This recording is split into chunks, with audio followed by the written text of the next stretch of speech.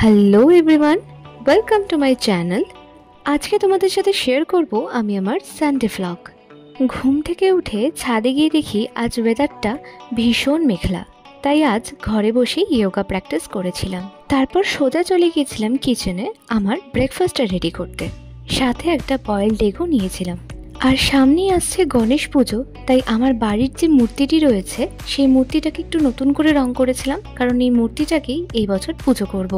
দুপুরের লাঞ্চে ছিল চিকেন কষা। রবিবার দুপুরে বোধহয় সব বাঙালি বাড়িতেই এই মেনুটা খুব কমন। সন্ধেবেলা আমি আর মা বেরিয়েছিলাম আমার ভিডিও শ্যুটের জন্য কয়েকটা প্রয়োজনীয় জিনিস কিনতে, আর বাড়ি এসে দেখি কাকুমণি নিজের হাতে মাটন বিরিয়ানি বানিয়ে আমার জন্য পাঠিয়ে দিয়েছিল। আর সত্যি কথা বলতে কাকুমণি বিরিয়ানিটা এত ভালো বানায় যে বাইরের বিরিয়ানি খাওয়া আমি প্রায় ভুলেই গেছি। So that's all for today. ভিডিওটা ভালো লাগলে like, share and subscribe. By.